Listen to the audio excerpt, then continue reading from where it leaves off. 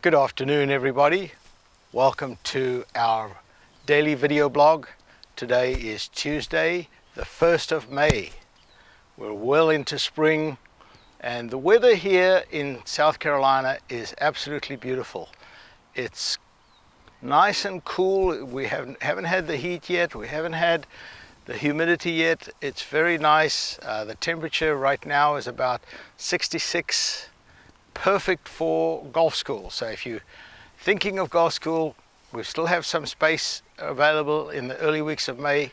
Come and see us. On Tuesdays we do either Troubleshot Tuesdays or Training Aid Tuesdays, and I thought, I've covered 3 training aids. This is the final one that I use in the school, and this is called the wrist tactic, and we use it a lot for chipping, but sometimes I use it for full swing, so I'll show you both. But the wrist tactic is similar to the arm tactic. If you remember the arm tactic, it clicked when you bent the arm. So if you bent the arm going back or you chicken wing going through, you'd get a click and it would give you some feedback. And as I've mentioned many times, my definition of practice is focused repetition with feedback. The feedback, you need a training aid or a second pair of eyes or something to know that you're doing it correctly. And so this works. Now if you listen, I'll hold it near the mic. When I bend the wrist, it clicks. So for chipping, if you wear this when you practice your chipping, if you do this, which more than 50% of my students do that, it's going to give you the feedback. So you want to let the handle keep moving. You don't want the handle to stop and the club to go, then you're going to get it to click. So you can go through it. Of course, if you like the elbow tactic, silence is golden.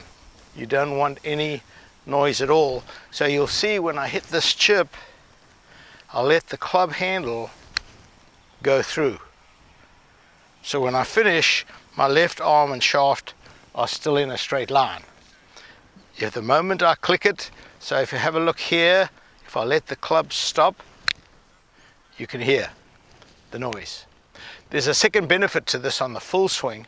Some people start off, and when they get to the top of their backswing, they cup the wrist. You hear that click? That's giving you feedback because now the club face is wide open. And so a lot of people that slice get up here and cup the wrist to try and get more wrist cock.